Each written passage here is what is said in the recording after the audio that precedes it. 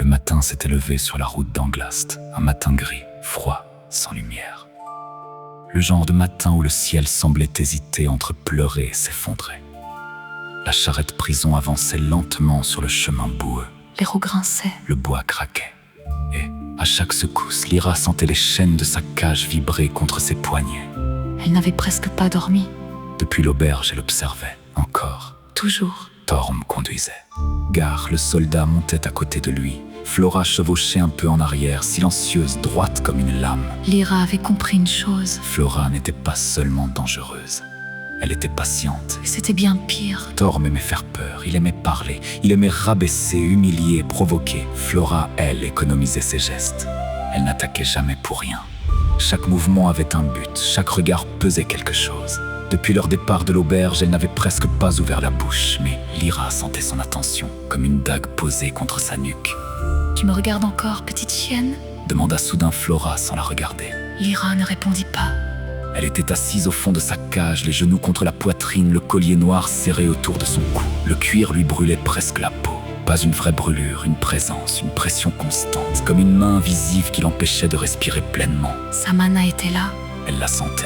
Elle bouillonnait sous sa peau, mais elle ne pouvait pas sortir. Le collier ne détruisait rien. Il bloquait. Il étouffait. Et parfois, c'était presque pire. Elle devient sage, dit Gart avec un rire mauvais. Non. Répondit Flora derrière eux. Sa voix était calme. Trop calme. Elle apprend. Torm tourna légèrement la tête vers la tueuse. Et ça t'inquiète ? Flora ne répondit pas tout de suite. Son cheval avançait dans la boue avec une lenteur régulière, puis elle dit simplement. Une prisonnière qui cesse de parler commence à réfléchir. Lyra baissa les yeux. Elle détestait Flora pour ça. Parce qu'elle avait raison. La route continua. Pendant des heures, il ne se passa presque rien.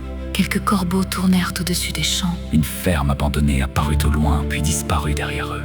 Le vent poussait des feuilles mortes sur la route. De temps en temps, Gar se plaignait du froid. Torm lui ordonnait de se taire. Flora ne parlait pas. Lyra comptait les distances, les virages, les pentes, les arrêts. Elle retenait tout. Même ce qui semblait inutile. Surtout ce qui semblait inutile. Vers la fin de l'après-midi, la route descendit vers une petite vallée. Au loin, un village apparut. Entouré d'une palissade. Lyra le vit à travers les barreaux de sa cage. Des toits sombres, une petite place. Quelques cheminées mortes. Rien d'extraordinaire. Pourtant, l'atmosphère changea immédiatement. Torm tira légèrement sur les rênes. La charrette ralentit. Flora leva la main. Même Gart cessa de parler. Lyra les observa. Que se passe-t-il ? Demanda Lyra. Personne ne lui répondit. Torm fixa le village. C'est ici. Flora plissa les yeux. Oui. Tu avais senti quelque chose la dernière fois ? Oui. Gart déglutit. Moi aussi. Torm ricana et lança. Gart, tu sens surtout la bière et la peur. J'aime pas cet endroit. Répondit Gart. Quand on est passé dans l'autre sens, j'ai eu l'impression que quelque chose nous observait. Lyra se redressa légèrement. Dans l'autre sens ? Flora tourna les yeux vers elle. Nous sommes déjà passés par ce village il y a quelques jours. Et vous avez survécu ? Pouh, je comprends ce qui fait peur ce village. Ricana Lyra. Torm sourit jaune. Comme tu vois. Mais son sourire n'atteignait pas ses yeux. Lyra le remarqua. Quelque chose dans ce village les inquiétait. Même eux. Flora fit avancer son cheval de quelques pas. Il y a un truc ici. Mais c'est pas de la mana normale. Une présence. Demanda Gart. Une emprise. Corrigea Flora. Torm cracha sous le côté. On a cherché. On n'a rien trouvé. Le silence suivit. Lyra sentit son cœur accélérer. Elle ne savait pas encore ce qu'était cette chose, mais si Flora n'aimait pas ce village, alors il y avait de quoi avoir peur. On contourne ? Demanda Gart. Torm observa le ciel.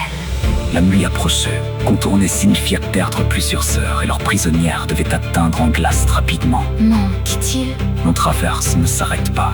Flora resta silencieuse. Puis elle posa une main sur la garde de l'une de ses dagues. La charrette reprit son avancée. Le village semblait attendre. Aucune voix, aucun bruit de forge. Aucun enfant qui courait. Aucun chien. Rien. Juste le vent. Et le grincement des roues.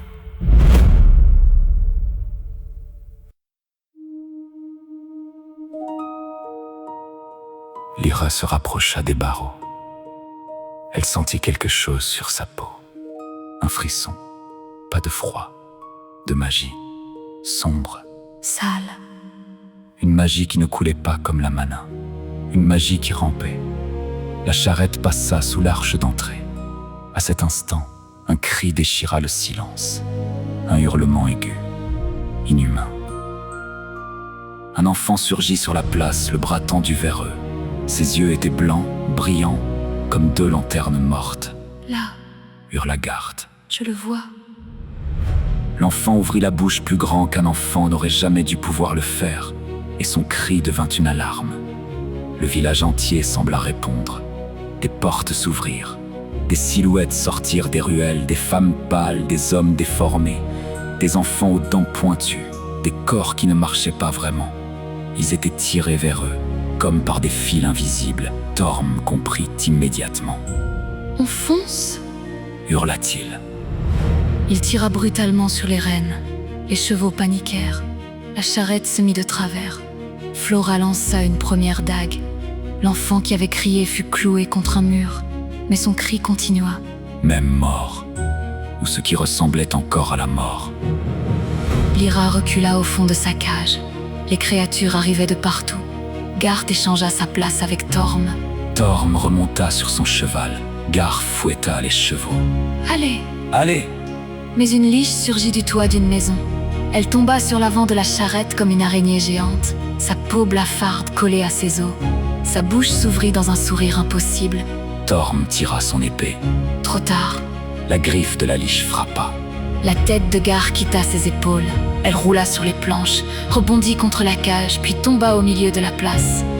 Ses yeux étaient encore ouverts. La charrette, privée de contrôle, fonça droit devant. Les chevaux hurlèrent, les roues heurtèrent une pierre, la prison bascula. Lyra fut projetée contre les barreaux, puis tout explosa. Bois, métal, pierre. La charrette s'encastra dans le mur d'une grande maison bordant la place. Le choc coupa le souffle de Lyra. Pendant quelques secondes, elle n'entendit plus rien. Seulement un bourdonnement. Puis les sons revinrent. Les chevaux hennissaient. Torm jurait. Flora criait un ordre, les morts vivants arrivaient. Lyra releva difficilement la tête. La porte arrière de la prison était tordue, presque arrachée. Mais elle tenait encore. Le collier pulsait contre sa gorge. Elle était prisonnière, encore. Torm bondit de son cheval. Son épée trancha le bras d'une créature. Puis sa gorge. Puis le crâne d'un enfant démoniaque. L'était redoutable. Rapide. Violent, efficace. Flora, elle, semblait danser. Ses dagues partaient de ses mains comme des éclairs. Chaque lancée trouvait un œil. Une tempe, une gorge. Un genou. Elle ne gaspillait rien. Mais ils étaient trop nombreux. Bien trop nombreux. Les morts vivants tombaient. Et d'autres arrivaient. Encore, toujours, des ruelles, des maisons, des caves, des toits. Lyra serra les barreaux. Enlevez-moi le collier! Torm tourna vers elle un regard furieux. Ferme-la! Enlevez-moi ce collier! Je peux vous aider. Une liche se jeta sur Flora. La tueuse esquiva de justesse.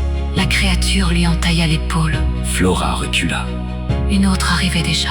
Torm trancha un enfant démoniaque en deux. Puis abattit le pommeau de son épée sur le visage d'un homme mort. Je t'ai dit de la fermer. Lyra hurla plus fort. Vous allez mourir! Tous les deux. Torm repoussa une créature d'un coup de pied. Et si on te libère, tu nous tues? Peut-être, répondit Lyra. Mais si vous ne le faites pas, eux vous tueront avant moi. Une seconde, une seule seconde. Torm hésita. C'était la vérité. S'ils abandonnaient Lyra, Flora, et lui pourrait fuir. Peut-être. La charrette était détruite, mais ils avaient encore les chevaux. Ils pouvaient disparaître dans la nuit. Mais Lyra était trop précieuse. Trop puissante, trop importante. Caliste la voulait. Tarik la voulait peut-être davantage encore. Il ne pouvait pas la laisser derrière. Pas vivante, pas morte, pas entre les mains de ce village. Flora le comprit en même temps que lui. Elle lança 2 dagues. 2 enfants tombèrent. Puis elle bondit vers la cage. Si tu fais un seul geste contre moi, Je sais, coupa Lyra. tu me tueras. Flora sortit une petite clé noire de sa ceinture. Torm hurla. Flora, C'est notre seule chance. répondit-elle. Elle ouvrit le collier. Le cuir se desserra. Les plaques métalliques cessèrent de brûler la peau de Lyra.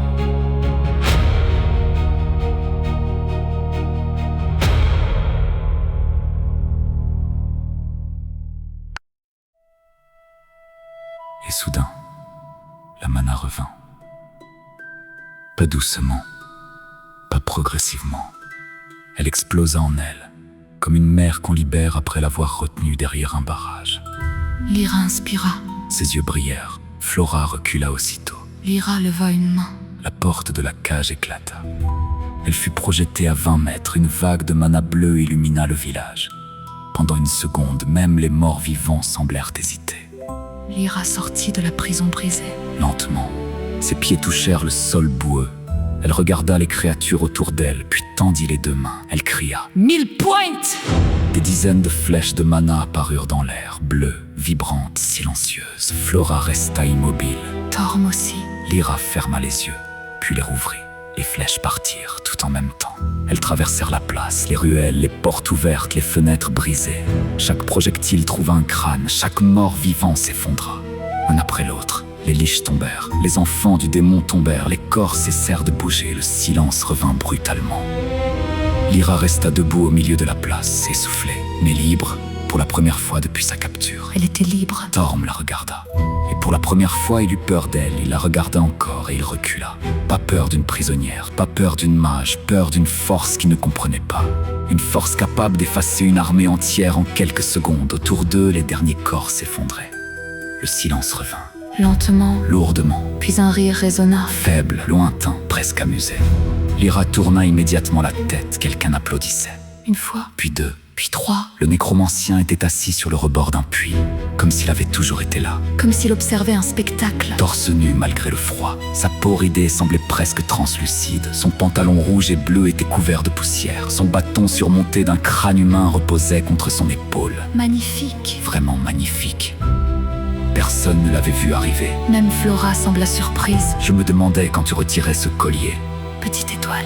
Lyra sentit immédiatement sa haine monter. C'est toi qui as fait ça. Le vieil homme regarda autour de lui. Tout ça. Il sourit. Oui. Enfin, pas entièrement. Le mal est déjà présent chez les hommes. Moi je lui donne juste un petit coup de pouce. Torm pointa son épée vers lui. Tu vas mourir.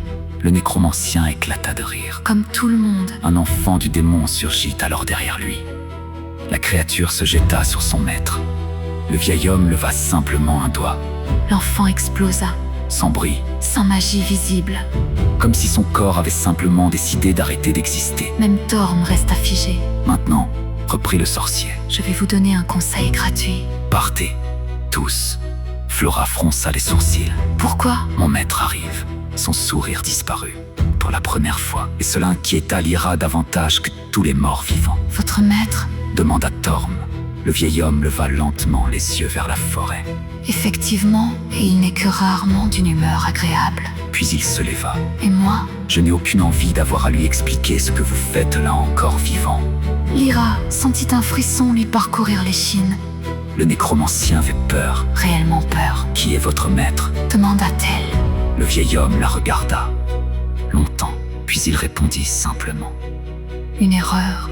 Une erreur qui refuse de mourir, non pas mourir, disparaître. Voilà, oui, disparaître. Avant que quiconque puisse poser une autre question, un hurlement résonna dans la forêt. Pas un cri humain. Pas un cri animal. Quelque chose entre les deux. Quelque chose qui n'aurait jamais dû exister. Le sourire du nécromancien disparut complètement. Voilà, il est en avance. Cette fois, même Flora pâlit. Quelque chose approchait. Rapidement, le nécromancien se dirigea en direction de l'entrée du village. Les chevaux! Cria Flora! Tout de suite! Torm ne discuta pas. Pour une fois, Les deux tueurs de mages se précipitèrent vers les montures. Flora lança un dernier regard en direction du nécromancien. Elle le vit relever d'un geste les créatures qu'il venait de tuer. Lyra resta immobile. Je ne viens pas avec vous. Flora la regarda comme si elle était folle. Tu crois pouvoir survivre seule? Je préfère mourir que votre compagnie. Un nouveau hurlement retentit. Plus proche. Beaucoup plus proche. Le visage de Flora changea. Elle comprit.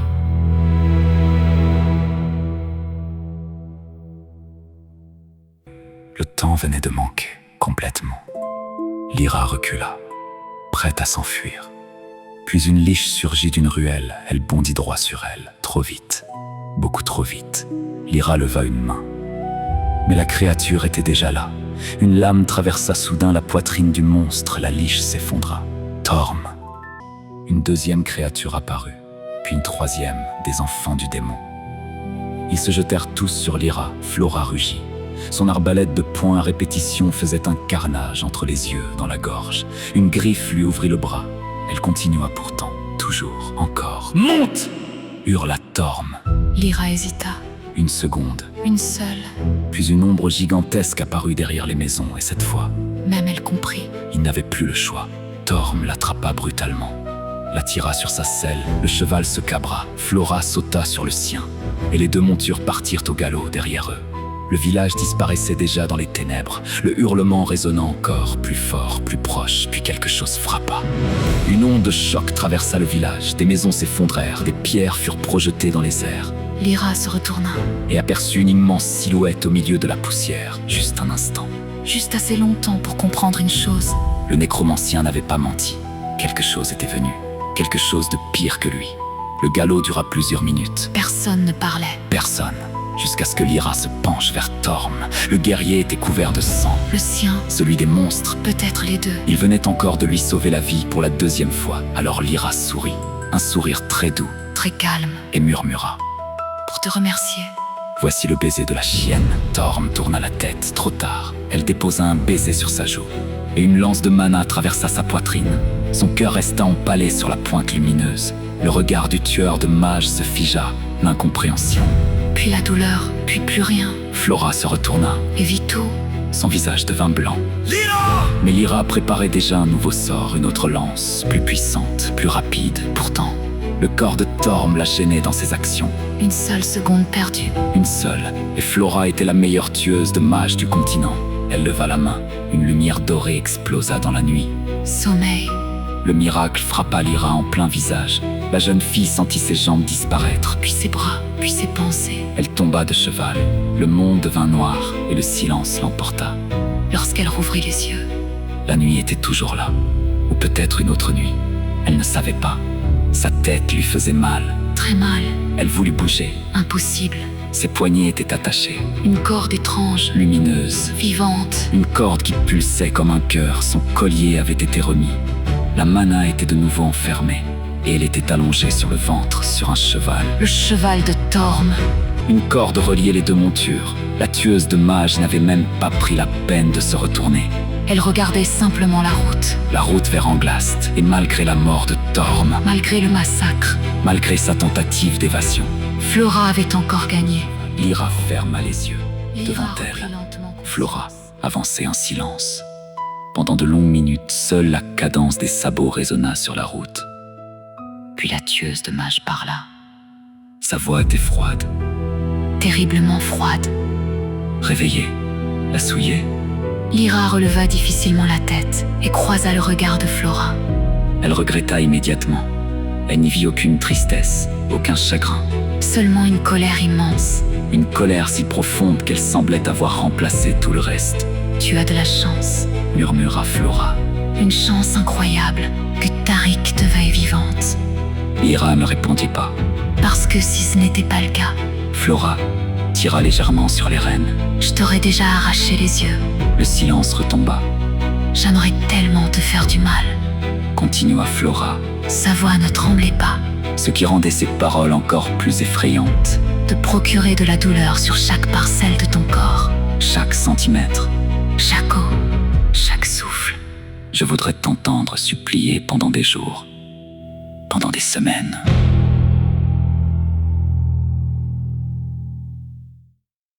Elle détourna les yeux. Je t'ai libéré. Et tu as tué mon ami. Cette fois, sa voix trembla légèrement pour la première fois. Je t'ai donné une chance. Une seule. Et tu l'as utilisée pour me prendre Torm. Le nom resta suspendu dans l'air comme une blessure ouverte. Rien n'apaisera ma colère. Rugit-elle soudain. Rien. Le cheval sursauta. Même Lyra recula instinctivement. Tu comprends? Rien. Tu peux me sauver la vie 100 fois, tu peux me supplier, tu peux pleurer, je m'en moque. Tu as tué la seule personne en qui j'avais confiance. Le silence retomba, long, pesant, puis Lyra parla enfin. Il m'aurait livré à Tariq. Oui, répondit Flora. Comme moi. Alors je ne regrette rien. Le regard de Flora devint glacial. Je sais. C'est ce qui me donne envie de te faire souffrir davantage. Les deux femmes restèrent silencieuses, le vent soufflait doucement sur la route. Tu sais ce qui est le pire? demanda finalement Flora. Lyra ne répondit pas. Torm t'a sauvé 2 fois. dans ce village. 2 fois. Et malgré ça, Tu l'as assassiné dès que tu en as eu l'occasion. c'était un geôlier. C'était mon ami. Les 2 vérités restèrent suspendues entre elles, aucune n'effaçait l'autre. Flora finit par détourner le regard. À partir d'aujourd'hui, Je ne te laisserai plus jamais une seule occasion. Plus jamais de collier retiré. Plus jamais de confiance. Plus jamais d'erreur. Elle regarda la route menant vers Anglast, puis ajouta d'une voix basse. et prie pour que Tariq te réclame rapidement, parce que le jour où il n'aura plus besoin de toi, Je m'occuperai personnellement du reste. Lyra sentit un véritable frisson lui parcourir l'échine. non. Flora n'était plus simplement sa geôlière. Elle était devenue quelque chose de bien plus dangereux. Une femme qui n'avait plus rien à perdre.